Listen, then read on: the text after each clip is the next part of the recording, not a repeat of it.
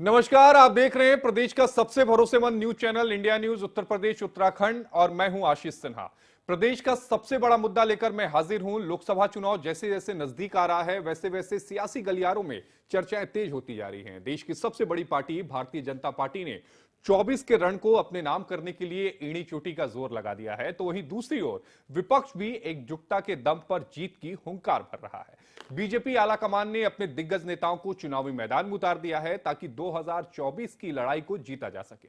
पूर्वांचल को अपने नाम करने के लिए पीएम मोदी ने खुद अपने हाथों में कमान संभाल ली है, लेकिन वहीं दूसरी ओर विपक्षी नेता भी मैदान में नजर नहीं आ रहे हैं। तो आज इसी मुद्दे पर बड़ी बहस होगी, बड़ा चर्चा होगी। हमारे साथ एक बड़ा पैनल मौजूद होगा, इसी मुद्दे पर हम बातचीत करेंगे। बड़ी बहस आज इसी पर है।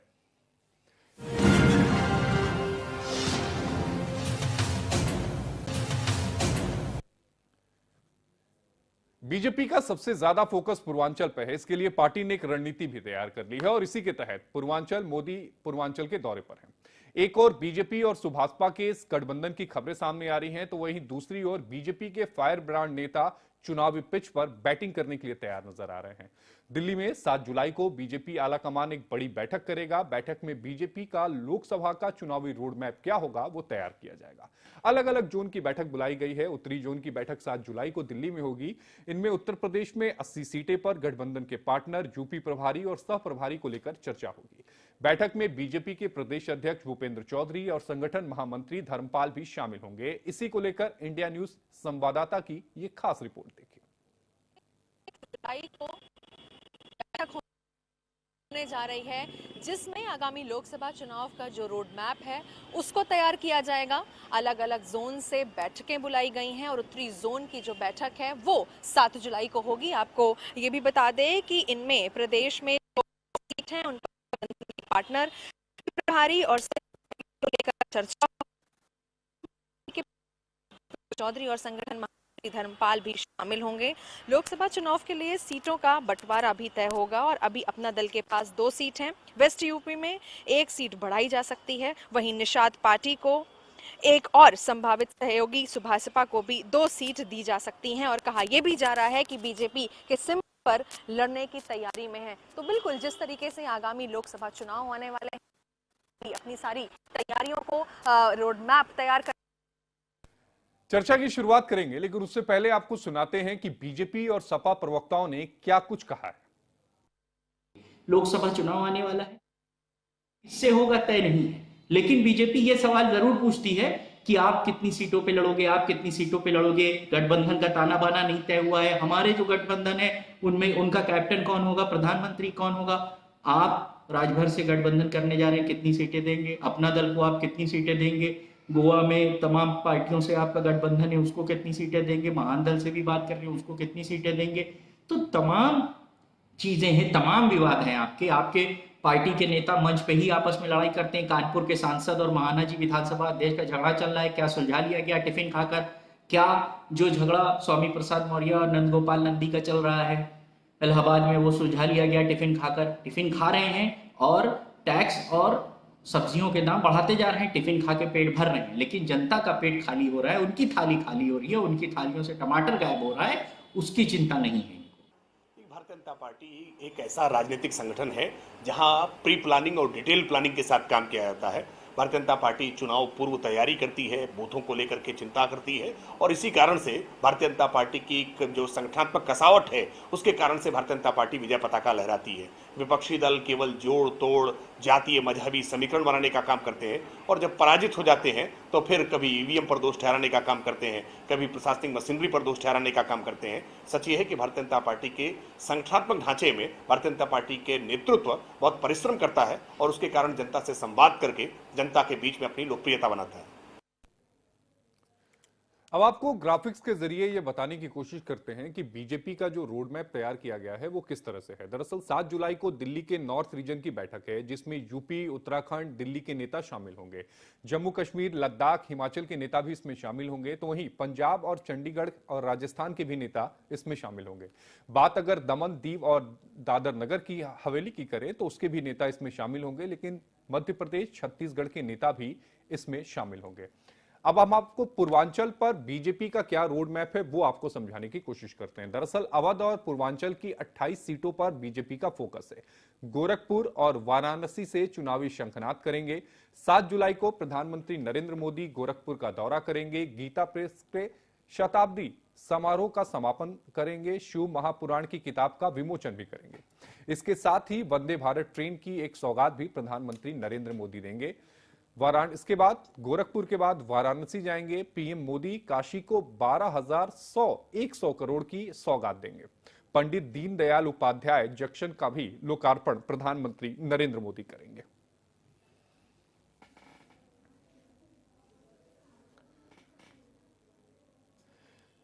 बीजेपी का रोड मैप क्या होगा, लेकिन सबसे अहम यह है कि बीजेपी ने अपनी चुनावी जो रणनीति है वो तैयार करनी शुरू कर दी है। कहा यह जा रहा है कि कल जब पूर्वांचल के दौरे पर प्रधानमंत्री नरेंद्र मोदी रहेंगे वहीं से चुनावी शंखनाद हो जाएगा।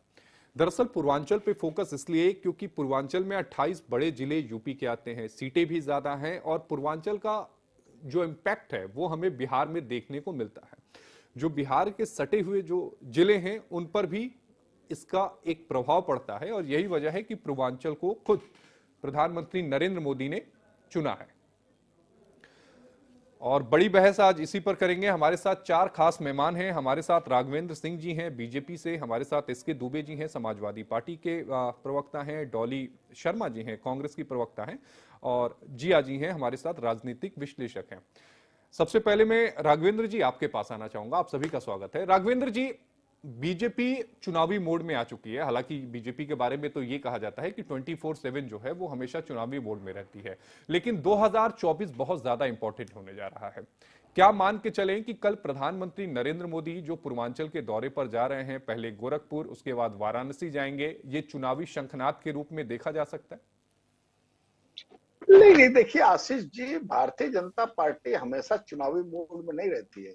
भारतीय जनता पार्टी हमेशा समाज में रहती है।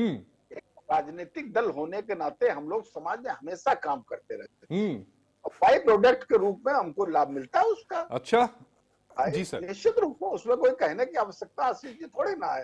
हम लोग समाज में रहते हैं। विधानसभा चुनाव खत्म हुए, विधानसभा चुनाव पिछले मुझे ध्यान में है राघवेंद्र जी कि जैसे ही कर्नाटका विधानसभा चुनाव के रिजल्ट के अनाउंसमेंट हुए उसके बाद फिर 3 राज्यों में जो चुनाव होने वाले हैं, मध्य प्रदेश, छत्तीसगढ़ और राजस्थान, वहां पर बीजेपी ने पूरी तरह से फोकस कर दिया था। इसीलिए मैं कह रहा हूं कि 24/7 जो है वो बीजेपी चुनाव मोड में रहती है और ये अच्छी बात है। इसको आप पॉजिटिव लीजिए, निगेटिव मत लीजिए। मैं पॉजिटिव कह रहा हूं कि एक जगह खत्म नहीं होता, दूसरी जगह की तैयारी शुरू कर देते हैं, ये अच्छी बात है। नहीं आशीष जी, निगेटिव नहीं ले रहे हैं जी। हमारा कहने का तात्पर्य चुनावी मोड का मतलब है चुनावी योजना में लगा रहना। अगर भारतीय जनता पार्टी चुनावी योजना में लगी रहती तो हम लोग काम कब करेंगे? मेरा कहने का तात्पर्य दोनों बाई प्रोडक्ट के रूप में हम लोग देखिए, राजनीतिक दल होने के नाते हम लोग देखिए उसको चुनाव लड़ने के मोड में तो रहते ही है, लेकिन हम लोग अगर ये कहें चुनावी मोड में ही रहते हैं, काम नहीं करते हैं, तो हमें लग रहा है ये उचित नहीं होगा। मैं बात होने दीजिए आशीष जी।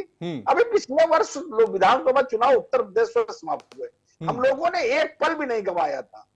हम लोग तत्काल प्रभाव से समाज में गए और हम लोग अपनी जो उत्तर प्रदेश की जो पिछले 5 वर्षों की उपलब्धियां, आगे आने वाले काम को लेकर के बताने लगे। 3 महीना खत्म हुए तो हम लोग उत्तर प्रदेश विधानसभा में हमारी सरकार है जितनी 3 महीने की उपलब्धियां थी समाज के बीच में लेकर के 6 महीने समाप्त हुए, 6 महीने की उपलब्धियां लेकर के गए। 1 वर्ष समाप्त हुए, 1 वर्ष में जो उत्तर प्रदेश में जो काम हुआ उसको लेकर के गए। आज की तारीख में हम लोग जो है एक महाजनसंपर्क अभियान में लगे हुए हैं। महाजनसंपर्क अभियान के माध्यम से हम लोग जितने भी पब्लिक है, जितने भी उत्तर प्रदेश और देश की जनता है, उससे संपर्क साधने का प्रयास कर रहे हैं। वो संपर्क साधने का प्रयास कर रहे हैं। एसके दुबे साहब, बीजेपी अपनी तरफ से तैयारी कर रही है। उन्होंने कई सारी योजनाएं भी गिना दी और ये भी बता दिया कि 5 सालों की क्या उपलब्धि रही है। मैं आता हूं राघवेंद्र जी, पहले एसके दुबे साहब के पास चला जाऊं। कोई बात नहीं, ठीक। आशीष जी, अभी पहले तो यही है कि ये पहले ये डिसाइड कर लें कि ये 24 घंटे इलेक्शन मोड में रहते हैं कि नहीं, क्योंकि इन्हीं के जो प्रवक्ता लोग हैं वो बोलते हैं, नेता लोग बोलते हैं कि भारतीय जनता पार्टी एक हिंदुस्तान की ऐसी पार्टी है जो 24 घंटे इलेक्शन मोड में रहती है। अब आपके चैनल पर जो भारतीय जनता पार्टी के प्रवक्ता है वो बोलते हैं कि नहीं है नेता ना, हमें उससे कोई लेना देना नहीं। लेकिन जहां तक समाजवादी पार्टी का लेना देना है, तो निश्चित तौर पर हम आपको ये भरोसा दिला सकते हैं और 100% हम कह सकते हैं कि इस बार नजारा कुछ उत्तर प्रदेश का अलग ही होगा। आप देखते होंगे हमारे पास बहुत सारे, आपके भी पास होंगे, ऐसी बात नहीं है कि बहुत सारे ऐसी रोज न्यूज आते हैं कि कहीं खड्डे में कार चली जाती है, कहीं सांड पब्लिक को मारता है, डेथ हो जाती है। जब सपा का कार्यकाल था तब ऐसी खबरें नहीं आती थी क्या दुबे साहब? देखिए ये जवाबदारी सरकार की होती है, उसमें कोई भी हो, समाजवादी पार्टी हो सरकार में या भारतीय जनता पार्टी सरकार में हो या कोई थर्ड पार्टी सरकार आप अपनी रणनीति बताइए दुबे साहब, रणनीति बताइए कि किस तरह से मोदी के विजय रथ को यूपी में समाजवादी पार्टी रोकेगी, क्योंकि कांग्रेस अकेला चलो की रणनीति पर चल रही है। डॉली जी, मैं इस पे आपसे सवाल लूंगा, लेकिन पहले दुबे साहब का इस पे टेक ले लूं। मेरा बड़े से बड़ा नेता और छोटे से छोटा कार्यकर्ता तक इस समय आम जनता के टच में है। और आपने देखा भी होगा कि हमारे राष्ट्रीय अध्यक्ष लगातार जन संपर्क में है और निश्चित तौर पर जिस तरीके से उनको एक जन समर्थन मिल रहा है लोगों का, उसके बेस पे हम कह सकते हैं दुबे साहब जन समर्थन तो मिल रहा है, लेकिन अपने जो करीबी दोस्त हैं वो पीछे छूटते जा रहे हैं। बताया ये जा रहा है कि जयंत चौधरी जो हैं वो एनडीए का दामन थाम सकते हैं, कयास लगाए जा रहे हैं। ये मीडिया के और कुछ चंद ऐसे नेता जिनका कोई वजूद नहीं है, जिसको हम कह सकते हैं बिना तरीके लोटा, उनका ये एक प्रोपोगंडा है और ये उनको बड़े आसानी से ये लोग कैसे हजम कर लेते हैं, मेरे को तो यही आश्चर्य लगता है। नहीं, हजम इसलिए करते हैं क्योंकि पटना में विपक्षी दलों की एक बैठक हुई थी, वो बैठक आपको भी ध्यान में होगा, सभी बड़े चेहरे थे। मुझे जयंत चौधरी दिखे नहीं, आपको दिखे हो तो बता दीजिएगा। नहीं, देखिए ऐसा कोई जरूरी नहीं है कि अगर कोई व्यक्ति किसी मीटिंग में नहीं पहुंच सका एक मीटिंग में, तो उसका अर्थ ये आप निकाल लें कि वो उस गठबंधन का साथी नहीं है। जयंत चौधरी जी ने अपने क्लियर किया है कि जब भी अभी बहुत रिसेंटली जब सेकेंड मीटिंग होगा बेंगलुरु में जो होने वाली है, कहीं भी अभी बेंगलुरु में तो बेंगलुरु ही है, लेकिन आगे क्या हो सकता है कुछ कहा नहीं जा सकता है, सिचुएशन क्या डिपेंड है, तो वो जाएंगे। तो इसलिए अगर वो किसी रीजन से नहीं गए तो आप उसका अर्थ ये नहीं निकाल दिया कि वो हमारे नहीं, अर्थ हम नहीं निकाल रहे हैं, लेकिन जिस तरह से चीजें चल रही हैं उसको लेकर कयास लगाए जाते हैं और कयास ही लगाया जा रहा है। डॉली शर्मा जी, कांग्रेस क्या इस बार समाजवादी पार्टी के साथ मिलकर 2024 का लोकसभा चुनाव यूपी में लड़ेगी? देखिए, आपने अभी कुछ समय पहले कहा था कांग्रेस एकला चलो की राजनीति पर चल रही है। अब अगर आपको याद हो कि विपक्षी पार्टियों की जो बैठक बिहार में हुई, वहां तय हो चुका था कि सभी पार्टियां इकट्ठे एक साथ इस तानाशाही सरकार को हटाने में के लिए काम करेंगी। ये भारतीय जनता पार्टी 24 घंटे इलेक्शन मोड से ज्यादा 24 घंटे चुनी हुई सरकारों को गिराने में, नेताओं को ईडी सीबीआई का डर दिखाने की रणनीतियां बनाती है। और जहां पर इनसे चुनी हुई सरकारें नहीं गिराई जाती, वहां ये नेताओं के घर, विपक्षी पार्टियों के नेताओं के घर ईडी सीबीआई भेज देते हैं और उन्हें जेल का, हर तरीके का डर दिखाते हैं। लेकिन वो पार्टियां तय कर चुकी हैं कि वो इनके किसी भी प्रोपेगेंडा में फंसने वाली नहीं है। वो लगातार इनसे जिस तरीके से लड़ती रही हैं वो लड़ेंगी। एक समान विचारधारा की पार्टियां साथ आएंगी। अगली मीटिंग में सीटों की रणनीतियां तय होनी है, वो भी तैयार हो जाएंगी। लेकिन वही तो सबसे अहम है डॉली शर्मा जी कि सीटें कितनी मिलेंगी, क्योंकि जो कहा जा रहा है कि समाजवादी पार्टी उतनी सीटें देने के लिए तैयार नहीं जितनी कांग्रेस 2024 के लिए डिमांड कर रही है। देखिए, वो तो मीटिंग जो अगली होगी उसमें तय हो जाएगा और तय होने के बाद सभी को बता भी दिया जाएगा, न्यूज को, मीडिया को, सभी को, पूरे देश को बता दिया जाएगा किस तरीके से क्या रणनीति। पूर्वांचल को लेकर क्या रणनीति रहेगी डॉली शर्मा जी? सीटों का बंटवारा होगा। डॉली शर्मा जी, पूर्वांचल को लेकर क्या रणनीति रहेगी? देखिए, मैंने आपको कहा विपक्षी पार्टियां ये तय कर चुकी हैं कि वो साथ लड़ेंगी। कांग्रेस पार्टी के राष्ट्रीय अध्यक्ष खड़गे जी ने जब मीडिया को उस दिन पटना में एड्रेस किया, उन्होंने बताया अब अगली मीटिंग में सीटों का बंटवारा तय होना है। वो बंटवारा जिस तरीके से तय होगा वो मीडिया को बता दिया जाएगा। उसको स्टेटमेंट मुझे लगता है ना समाजवादी के प्रवक्ता दे पाएंगे ना मैं दे। हालांकि मैंने वो प्रेस कॉन्फ्रेंस देखी थी, उस प्रेस कॉन्फ्रेंस में अरविंद केजरीवाल साहब नदारत थे। वो गए थे और बताया ये जा रहा था कि दोपहर में ही वो मीटिंग से निकल गए थे। जिया मंजरी साहब, मैं आपके पास आना चाहूंगा, उसके बाद फिर मैं डॉली जी आपके पास आऊंगा। जिया मंजरी, एक जो पूर्वांचल को लेकर बीजेपी की जो रणनीति है, आखिर पूर्वांचल को साधेंगे कैसे? बताया यह भी जा रहा है कि राजभर साहब के संपर्क में है, राजभर साहब डिनाई कर देते हैं, बेटा कहते हैं नहीं जी हम तो मुलाकात किए हैं योगी आदित्यनाथ जी से। तो पूर्वांचल को लेकर बीजेपी की रणनीति क्या होगी? देखिए, पूर्वांचल पहले से ही सधा हुआ है, ऐसी कोई बहुत बड़ी चैलेंज मुझे दिखाई नहीं दे रही है बीजेपी के लिए, क्योंकि स्वयं योगी आदित्यनाथ भी पूर्वांचल से ही आते हैं। उनके पूर्वांचल में बहुत फैन फॉलोइंग है। सो वो तो विजिबल है। यहाँ तक वहाँ अगर हम वहां की बात करें या विदेशों तक की बात करें तो अभी आजकल जिस प्रकार से योगी जी का क्विक एक्शन एक तरीका चल रहा है हर चीज पे। विधानसभा चुनाव है कि लोकसभा चुनाव है जिया जी? नहीं देखिए, मैं समझ रहा था। नहीं मैं ये बोल रही हूँ आपको कि देखिए, आप जो कह रहे हैं कि 24 घंटे इलेक्शन मोड में रहते हैं, तो देखिए भारत इतना बड़ा गणराज्य है कि कहीं ना कहीं इलेक्शंस चलते ही रहते हैं। तो पार्टी अगर इलेक्शन मोड में रहती है तो मुझे नहीं लगता उसमें कोई बुराई है, कोई भी पार्टी हो चाहे। नहीं, मैंने तो यही कहा था, राघवेंद्र जी को कॉम्प्लीमेंट दिया था। वो राघवेंद्र जी उसको कमेंट समझ रहे थे, ये उनकी समझ है, मैंने उनको कॉम्प्लीमेंट के तौर पे दिया था। देखिए क्यों क्या होता है कि जब इलेक्शन आने वाले होते हैं तो लोग ज्यादा काम करते हैं। राइट, ऐसा ये एक फिनोमेना है कि लोग ज्यादा काम करते हैं। तो अगर वो लोग 24 घंटे काम कर रहे हैं तो बहुत बढ़िया बात है। लेकिन एक बात बताइए मंजरी जी कि 16 ऐसी सीटें हैं जिन पर राजभर जो हैं उनका दबदबा है, या यूं कहें कि उनके वोटर वहां पर ज्यादा हैं। राजभर को साधने की पूरी तरह से कोशिश बीजेपी करेगी अगर पूर्वांचल के किले को फतेह करना है तो? जी देखिए, आंतरिक रूप से जो रणनीति चल रही है ऑफ कोर्स अभी उसको प्रदर्शित नहीं किया जा रहा है, क्योंकि आप देख रहे हैं जिस प्रकार से पूरा विपक्ष एक साथ होकर, छोटे छोटे जितने भी छोटे बड़े गुट रहे हैं सब एक साथ मिल करके खड़े हो गए हैं। तो उसको एक स्ट्रैटेजिकली उसको जानबूझ करके पब्लिसाइज नहीं किया जा रहा है कि वो किस प्रकार से उस चीज को कवरेज करेंगे या फिर किस रणनीति से उनको क्या क्या ऑप्शंस वो देने वाले हैं।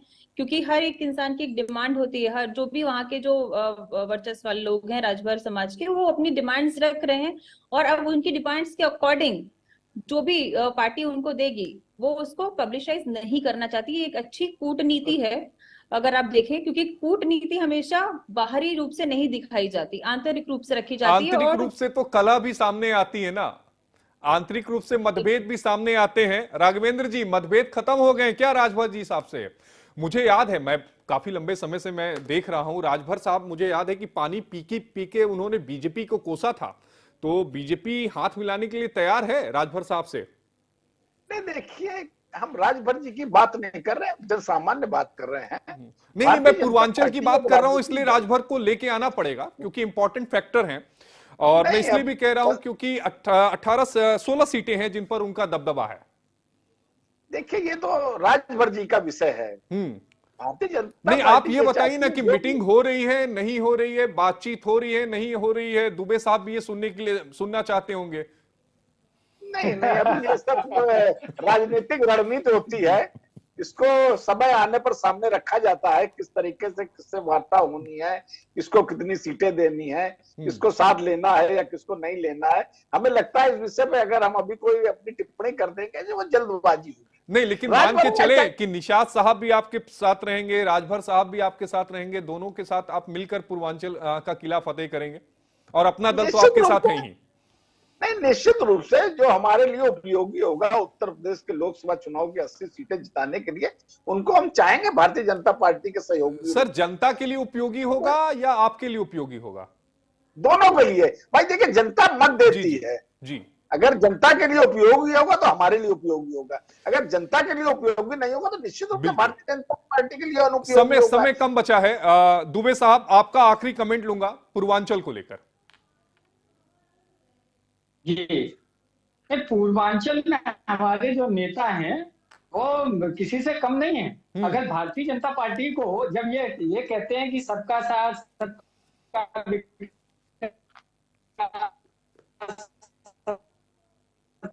विश्वास, तो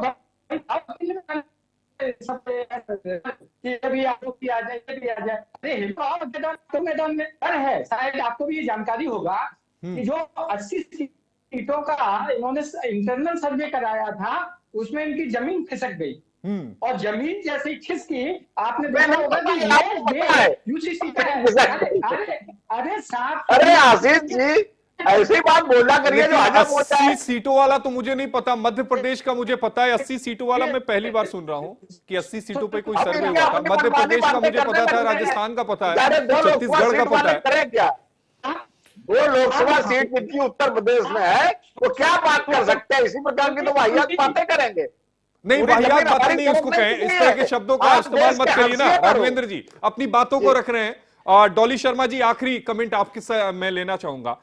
अगर राजभर साहब इस तरफ आ जाते हैं, एनडीए के खेमे में आ जाते हैं, तो मुझे लगता है कि विपक्ष को एक झटका होगा, क्योंकि मायावती ने पहले ही कह दिया है कि वो अलग, बीएसपी अपना अलग लड़ रही हैं। तो ऐसे में तीन जो पार्टियां हैं, प्रमुख पार्टियां हैं, समाजवादी पार्टी, कांग्रेस और आरएलडी, इनका गठबंधन विपक्ष के लिए जरूरी हो जाएगा। लेकिन आरएलडी जो है वो निकलती हुई दिख रही है, कहा यह जा रहे हैं, कयास ये लगाए जा रहे हैं। तो रणनीति क्या रहेगी कांग्रेस की? देखिए, आरएलडी कहीं नहीं जाने वाली है और आरएलडी मुख्य रूप से गठबंधन का हिस्सा रहेगी। उत्तर प्रदेश में, पश्चिमी उत्तर प्रदेश में आरएलडी का एक बहुत बड़ा शेयर है और वहां पर आरएलडी काम करेगी, इस गठबंधन का हिस्सा रहेगी, ये तय हो चुका है। रही बात ये जो मीडिया में अफवाहें फैलाई जा रही है, इनका कोई मतलब नहीं है।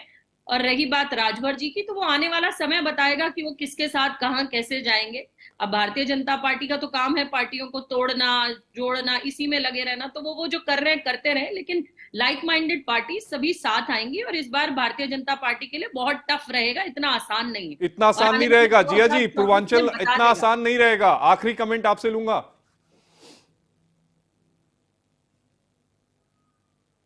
अनम्यूट करिएगा जिया जी अपने आप को, क्षमा करें जी।